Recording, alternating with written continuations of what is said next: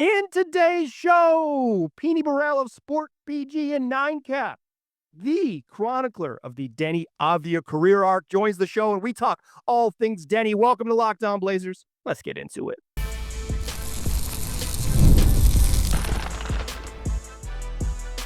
You are Locked On Trailblazers, your daily Portland Trailblazers podcast, part of the Locked On Podcast Network. Your team every day.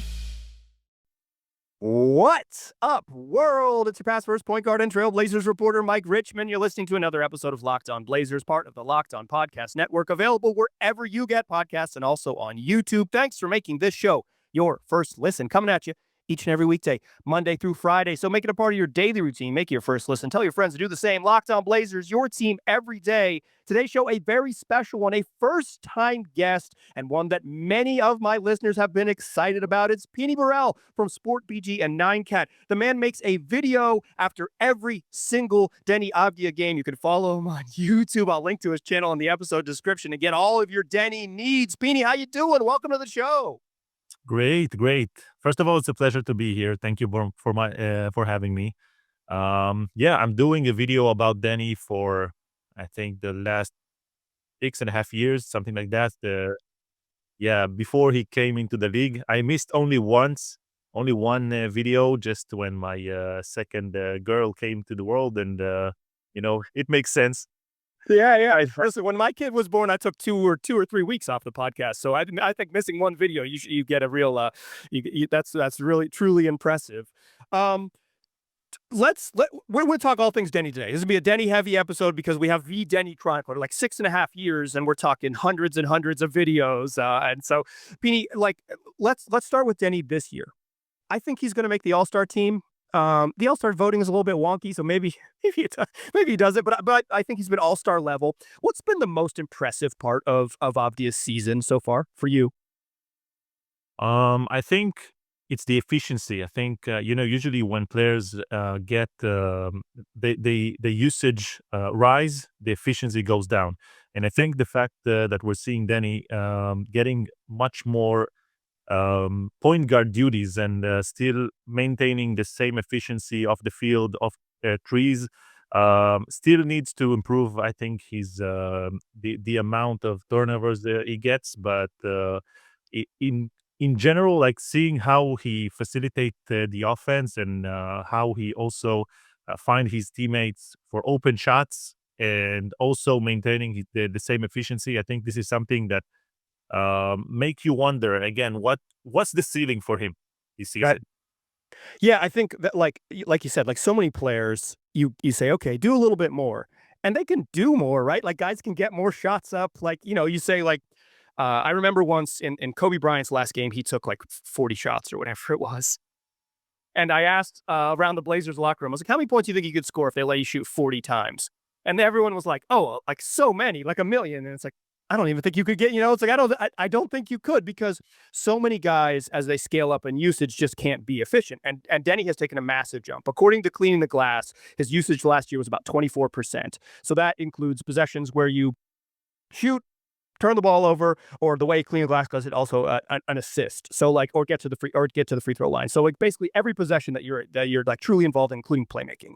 Deni was about 24% last year, 24% of the Blazers' possessions used. He's jumped up to 29 this year, which is like a huge increase from 24 to 29. That's like a 20% jump in usage. And yet he's having his most efficient season in terms of points per shot and true shooting percentage. His assist percentage has skyrocketed because, like you said, he's like just blossomed into the sort of point guard role. And while he still is a high turnover guy, his turnover percentage has dropped and he has the ball a whole lot more. So like, yeah, like just that efficiency level has been really, really special for me. And like also just the counting stats are nuts. Like that's all the advanced stats.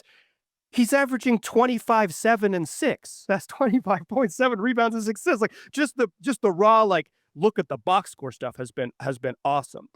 I wonder with the point guard stuff, did you think he could be this? Like, did you think he could be a ball in your hands type of creator on offense? Did you see this ability somewhere in there for him? Yeah, but I don't think it was like this year or last year. I don't think anyone expected this to become his rise right now. I think it was something that we expected and anticipated once he came into the league. And usually, we saw him in Europe. We saw what he did in the European level, and we said, okay, we saw what Doncic is doing in the league. He's not Doncic. I'm not trying to say that they are the same player, but he does have some similarities in his game. But if he goes into the right system, into the right team, into a good fit, because you know how much that a good fit, a good system can make a player thrive or make him be the worst version of himself. And I think he got into one of his worst versions in the Wizards, and Yeah. we thought that if he didn't came in the last 4 years, and then after the first 2 months in the with the Blazers, we thought, okay, it looks bad. And but then unexpected rise came. I tend to put it on two things that really makes him a unique player today that he didn't had in the beginning of his career. The first one, confidence. It sounds as simple as that, but yeah, confidence. Like being the guy with the ball, no one gave him the opportunity, and the opportunity came because let's knock on wood. He's a really healthy player. Like he maintains a really physical game, but still able to stay and play around 70, 80 games, except for the first season with the Wizards.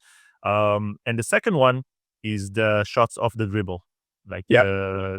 in the first 3 years with the Wizards, he barely took them. I don't think he had the green light to take them because he was barely making catch and shoot shots. But in the fourth year, he started taking them and also knocking them down. And I think it opened up in his entire game because player couldn't hide behind the screener and go under the screen. And he's really, really, really efficient and good when he's going right. He was making like it opened the entire court for him, and also the Wizards back then in the fourth year played with 5 out, and he took more than 70% of his shots on 2-point shots, and almost all of them, like he barely took mid range, almost all of them at the rim. It improves his efficiency. I think coaches started to believe more in his ability to create, to facilitate, not as a point guard, but maybe as a secondary ball handler. And I think that's where his game like unlocked. Last half season with the Wizards, he kind of got the ball in his hands a little bit more because Kyle Kuzma got hurt and they had lost some of their other like primary guys. No more Russell Westbrook, and then Brad Beal was out for a little bit. So it's like he just got more responsibility, and he looked really good at the end of that year, but he didn't look like this, right? He didn't look like this. He looks okay, very good. He was like, oh, this is a really interesting, fun role player, and like he's got a lot of interesting stuff. But he was still mostly like kind of a defender. Uh, Role player, right? Like it's like, can his game scale up?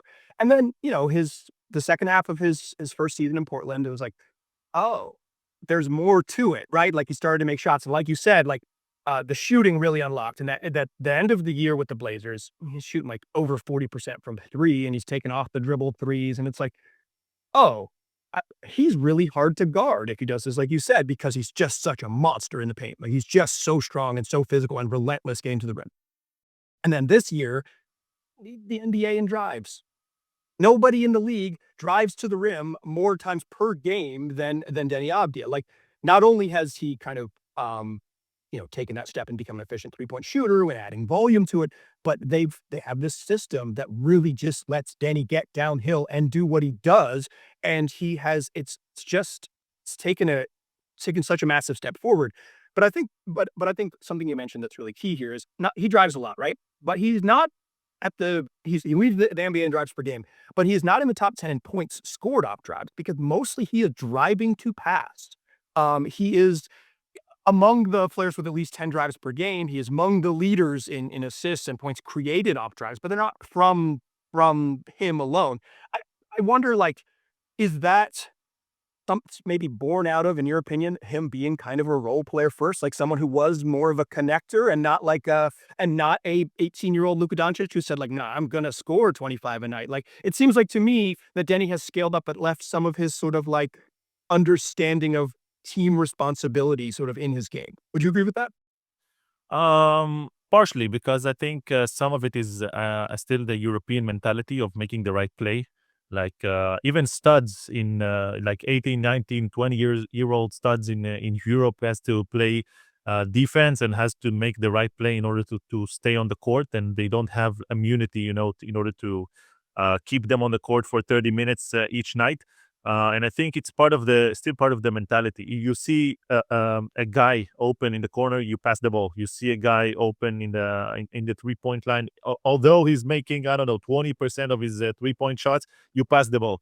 And I think it's them making the right play and believe in your teammates, because if you do that, also the defense also cannot read you. Like, it's gonna be harder for the defense to read you. And I think it's like you started with saying something that I think emphasizing also what I'm about to say right now. He's doing that with one of the worst shooting teams in the NBA right now. Now, I think They spread the court with a bunch of dudes who can shoot 30% from three. Yeah, it's tough. yeah, so defense like forces you to pass the ball. You don't have any other option, because they bring help from the strong side, and like they literally force you and bring 3-4 players sometimes into the paint in order for you to pass the ball, because it doesn't have any, like, they don't have any reason not to. You don't have anyone that would punish you. Next season, with the Dame coming back, I believe, of course, no one would want to leave him alone. And I think that's also something that the Blazers right now are missing. They're missing the role players that would come off the bench or that will play 15-20 minutes and spread the floor. That don't look into the paint, but just spread the floor. Too often with volume, right? It's like Chris Murray, like, they don't guard. C. Sissoko has been a nice find, but he's just not a guy who's going to shoot a volume of threes. So it's like you're kicking mostly to Tumani, who's an okay 3-point shooter, but he's not a terrifying teams by any mean. And Shaedon Sharpe just has not figured out how to make threes in the NBA, and maybe he never will be that. And I think that is something that maybe down the line the Blazers will have to figure out, kind of the pairing between Deni and Sharpe, if Sharpe isn't a standstill shooter. Although I do think standstill shooting is one of the things you can actually truly improve at in the NBA during your career. So I don't want to write guys off totally. I remember the Aaron Gordon arc from basically complete non-shooter to a dude who shoots 40% from three on a championship team. Like, it is, there are examples of it. Especially for young guys. Yeah, especially for young guys. Yeah, absolutely. I want to ask you about the 6.5 years of chronicling Deni, because the reason that you're here is because you knew this more than anyone else. I want to talk about sort of the history of this and how you kind of became the content creator and the chronicler of Deni that you are. We will do that in the second segment. Join us there, won't you? First, I want to tell you that today's show is brought to you by Robinhood. Nobody knows your money goals better than you. Robinhood puts you in control of your money with tools that work as hard as you do. Locking in on every opening, beating your PR, beating it again. Channel that drive into your money. Robinhood puts you in control of your money. Trade stocks and ETFs, options, futures, and crypto, all on one platform. You can now build and execute your own trades from a desktop with Robinhood Legends advanced tools, or take advantage of the new Robinhood strategies with a tailored portfolio managed by a team of experts.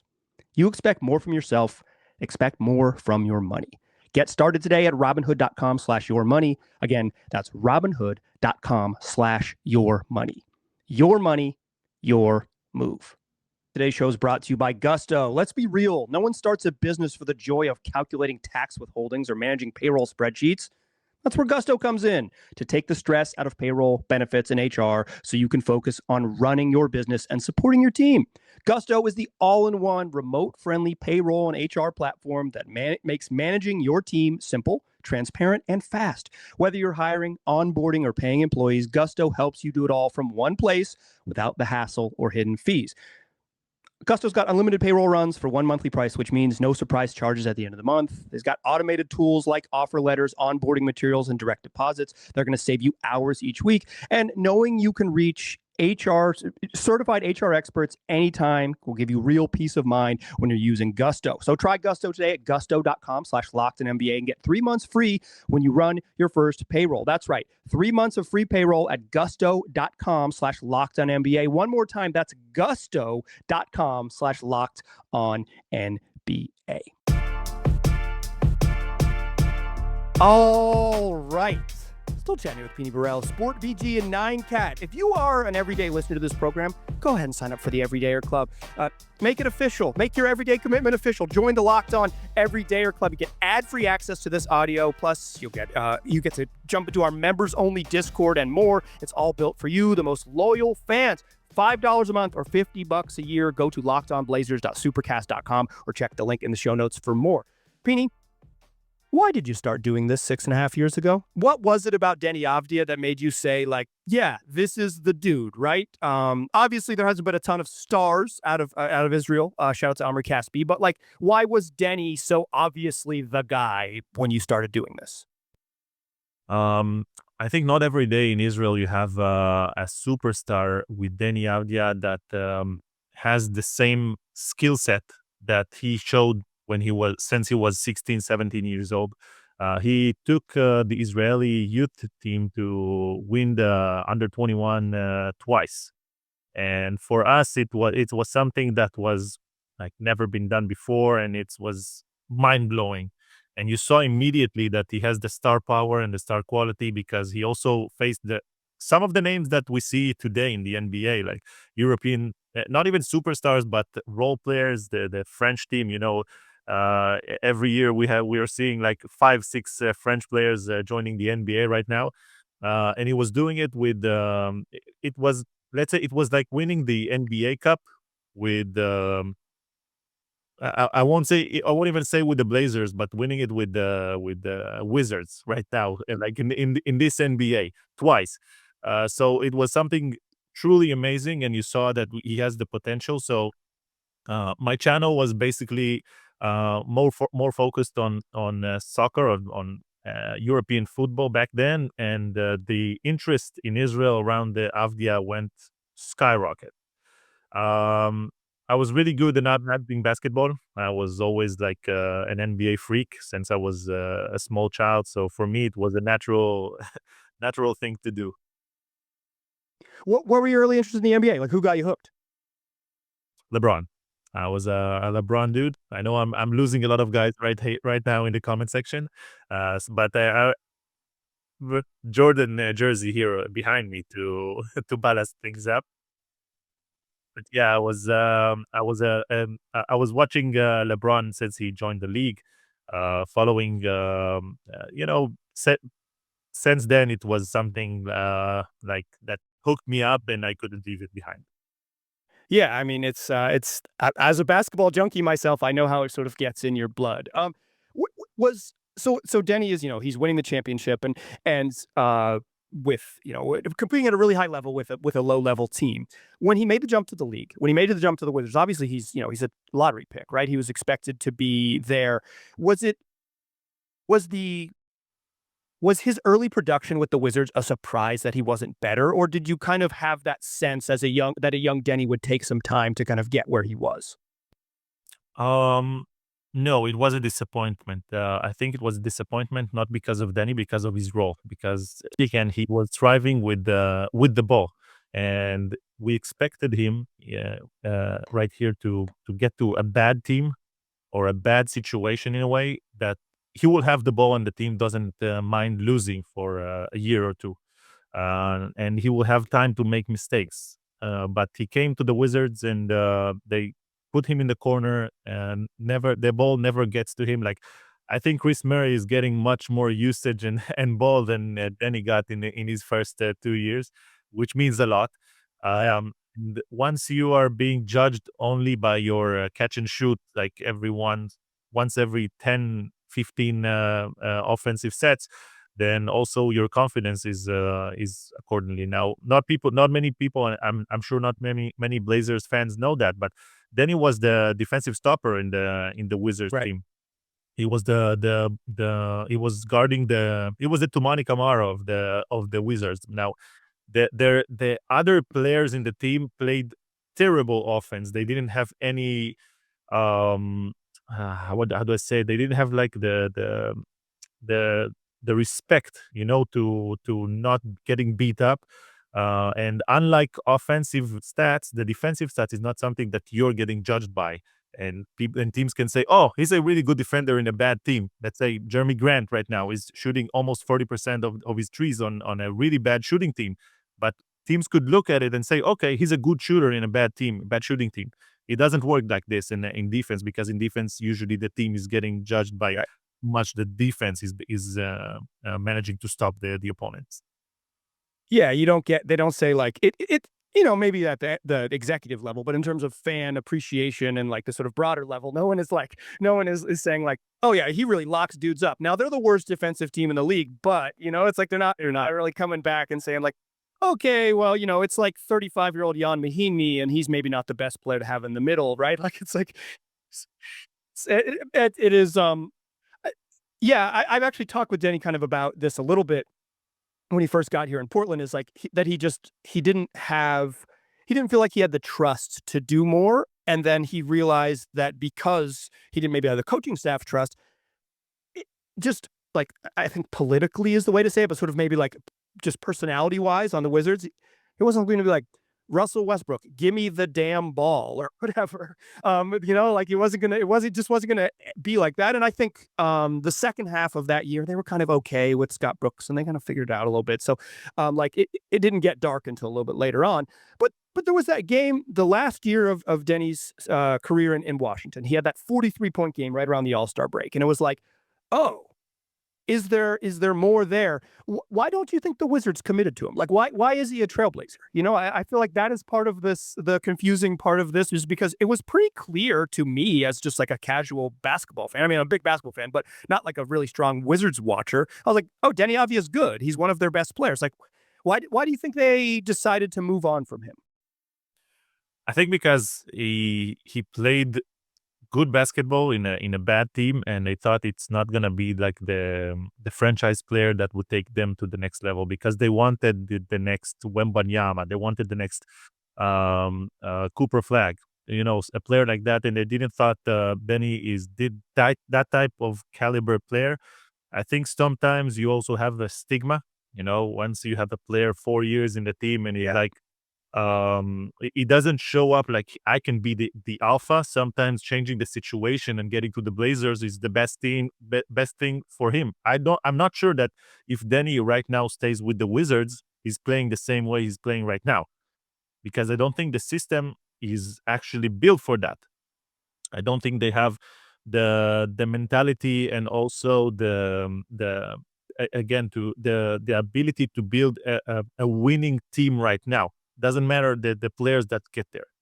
They just don't have it. And I think they didn't manage to get the best out of him. And I think it's the best thing that happened to his career. Now, then he came to the Blazers, right after he came to the Blazers, like right after the trade, I was getting hosted in a lot of podcasts here in Israel, talking like what's the next step, because the Blazers, before then he came there, was the team with the worst passing stats and assists and stuff in the NBA. The team was like terrible, and on top of that, the team was super athletic, but they played super slow. So some things didn't I saw that it didn't connect. Then I said, we have two scenarios that could be here. One, then he comes and he's still not showing that he couldn't be the alpha, and he's like getting behind other players that would get the vast majority of usage and hide in the corner. And then the team still plays slow and they don't pass, and he doesn't get the ball. Like the ball just don't get to him. And this is the worst situation that could happen. The other one is that he would get a lot of usage, he would get the ball, and he would be the one that facilitate, because he's, again, as you see right now, he's the guy that no one can stop on one-on-one. But once the defense bring help, he's the one that would start the offense, like facilitate the first pass, and then you have like a good offensive set. Because again, once you beat your man, things started moving. And although I said that, I didn't thought that we will see what we're seeing today, to be honest. Yeah, I thought after the trade, I said, Denny could be the Blazers' best player this year. I was saying on the show last summer, it's like, he could be the Blazers' best player. Like I think because of the talent on defense and the playmaking and just the that skills, like they don't have like he might be their best player, but I don't think they realized it until a little bit later on, and I think it took them 30 or 40 games to be like, what does the best version of Deni look like? And then once they figured it out, it was like, okay, yeah, we're gonna go with this. And then this year, in some ways, they committed to him. In some ways, just sort of necessity because of the way the roster has been with injuries. He's just taken an even bigger slice of the pie. And now the question is kind of like not what Deni can be. It's how do you maximize Deni's skill set? Like how do you make choices on the roster because Deni is this good to like make him better? And that's what I want to talk about in this third segment to close the show. Is like how do the Blazers maximize this, and where can Deni still continue to rise, even at 25, 7, and 6 on pretty good efficiency? What are the next sort of steps in his game? We will do that to close the show. Join us in the third segment.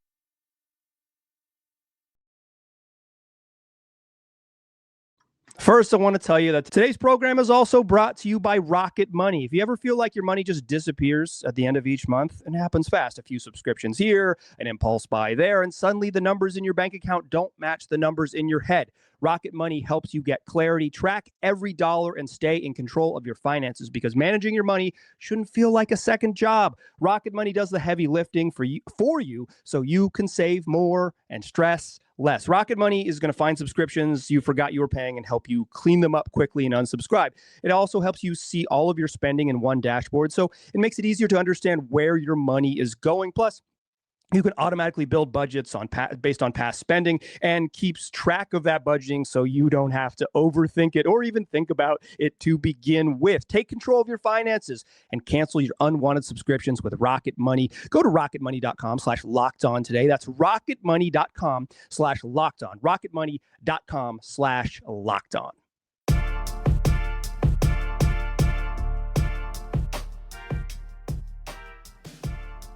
All right, still a pass first point guard. I'm still Mike Richmond, still chatting here with Pini Barel of SportBG and 9Cat, the Deni Avdija chronicler. Find a YouTube video after every Deni performance on Pini's YouTube channel. I will post a link to it in the show notes below. So, like, I think the big thing that's changed for me for Deni is that it's like Deni was the Blazers' best player last season. I don't think that's particularly controversial. But this year, he has gone from clearly the best player to like a type of player that you make other decisions to maximize. Well, you mentioned the shooting. I think obviously the Blazers just need more shooting, even if it wasn't friggin' Deni Avdija. They just need more shooting because it's the NBA in 2026. What else? Like I have said, and I wonder if you agree with this, that probably the best version of Deni has worse counting stats, like worse box score numbers, like but would be a better overall player. Like I don't know if you necessarily agree with that, but like how can the Blazers continue to sort of maximize and even get Deni to be better version of himself? To be honest, I don't think they need to make like critical changes in the roster. I think they need more depth. I thought it also before the season started, because I didn't thought that Holiday would play more than 60 games, something like that. It's not surprising that he's taking the time before he comes back, especially from a calf injury. But they need to understand again what. Let me rephrase it. They need the role players that would give the shooting. They need the role players that would make the team more diverse. I think maybe potentially thinking about bringing a stretch 5, which they're trying to do with Klingon, but he's still not making the 3-point shots in the right clip. Although he could improve it, but I don't think he would become like the player that teams would say, okay, you have to go out don't leave him alone on the 3-point line. Which is okay. He's still going to be efficient. I think the fact that Rob Williams is not being healthy is a big concern, because they don't have a lot of depth there, and I don't think Hanson Young still they managed to understand how do they fit. How does he fit in the system? Dame would come back, and I think they need to also understand what do they do with the point guard lineup, because you have Holiday and you have Lillard and you have Scoot. So which one is getting, I don't know, the 10, 15 minutes as the third point guard? Which one is taking the ball out of Deni's hands? Where does Shaden goes into that lineup? They need more depth. They need more. I don't think they are lacking a lot from right now than from being a playoff team. I think they suffered a lot of injuries, and I'm really optimistic about the team. If you had one, or if you had Duncan Robinson, okay, I'm taking him as this type of player that is a minor player, but is really major on his influence on the offense. The Tim Hardaway Jr. or Duncan Robinson, I think right now with the injuries, they're still in like the seventh spot, somewhere like that, like on the 500. Um, so I don't think they need to make major changes. I think just they need to just make the adaptation, and I think also the adaptation potentially could also be slightly reduce the amount of usage that Deni has, because he needs another dynamic point guard, another dynamic guard like alongside him. Once he will have that, I think maybe his points would go down a little bit, but his efficiency would stay the same. His influence on the game would stay the same and even be better. And also his influence on defense, because he's a really good defender, and I don't think he's showing it right now this season.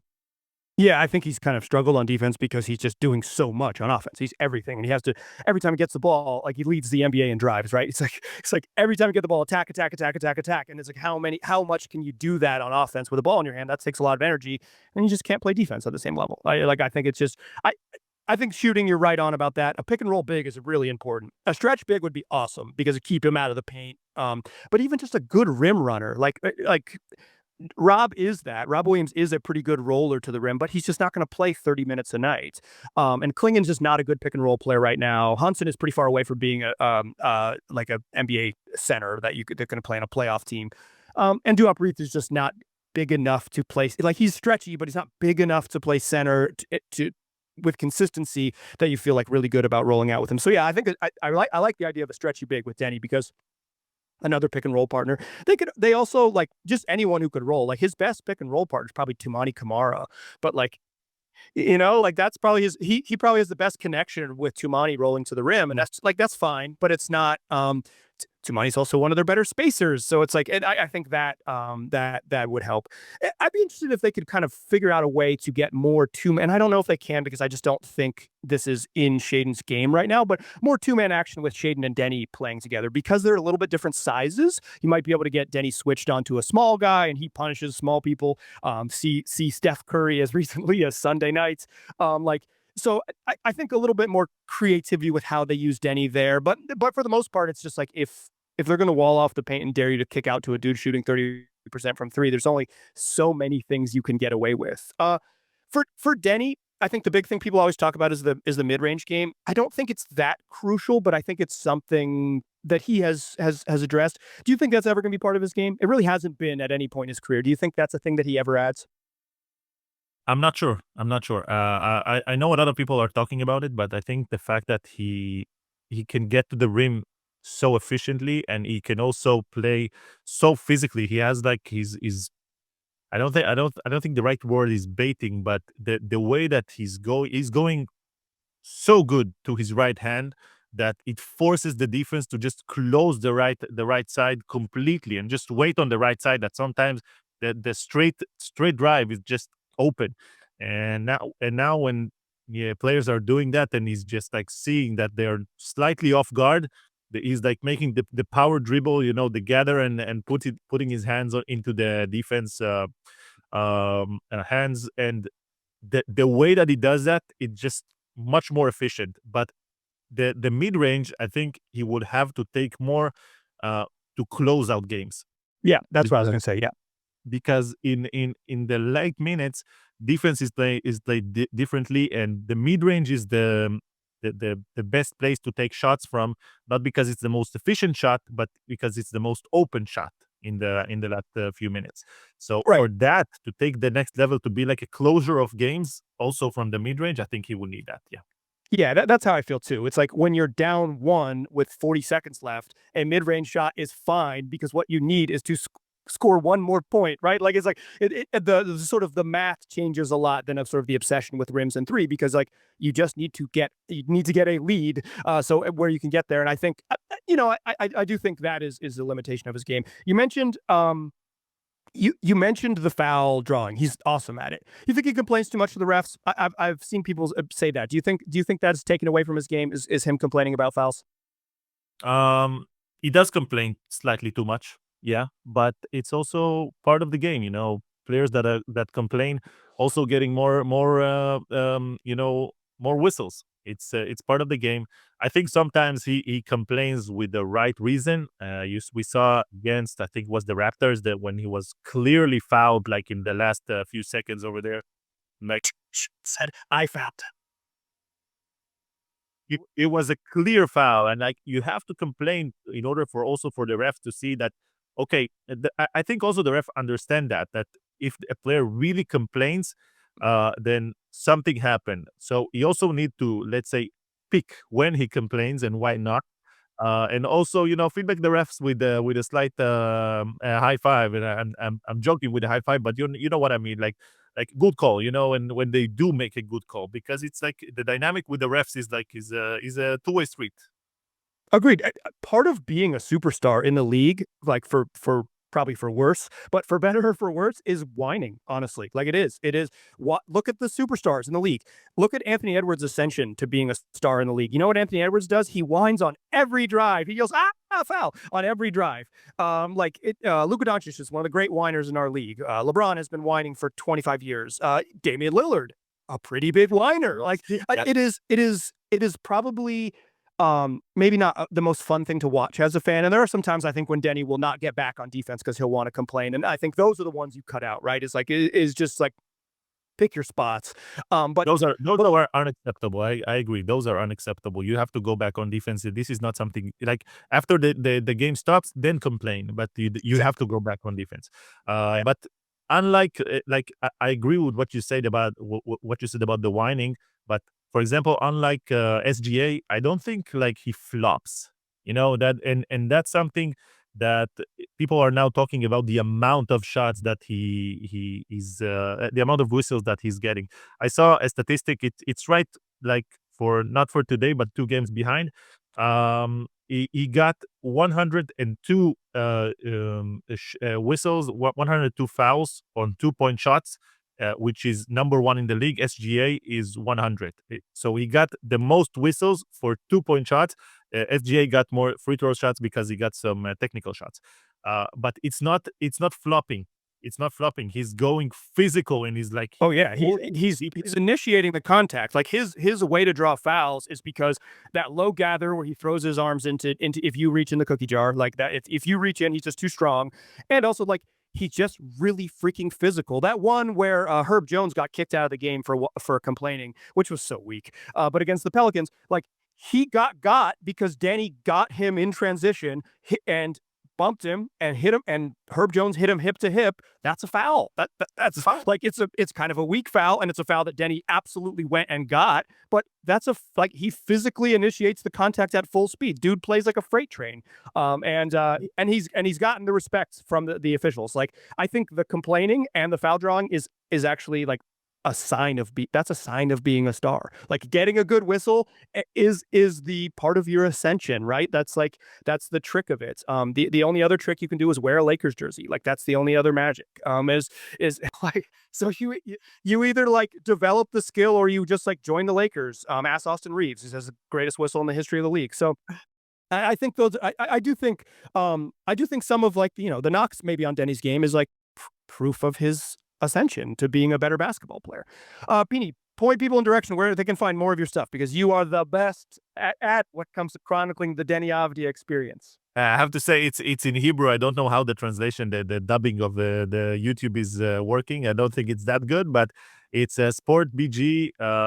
It's high quality sport if you want to translate it literally in YouTube, or just Pini Barel, my name, and you can find the videos everywhere.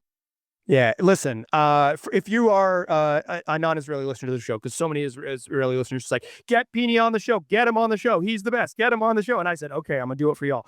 But if you're not, like, Pini's doing the work. He is covering Deni as well as anyone is. So he's the guy. You're not going to want to miss his stuff. And there's in the show notes, his channel is linked there. And YouTube does have a dubbing feature. I know because some people have told me that the show gets poorly translated into Mandarin Chinese. As I said, that I watched your show with the YouTube translation. It wasn't very good. It's so we'll get there maybe one day.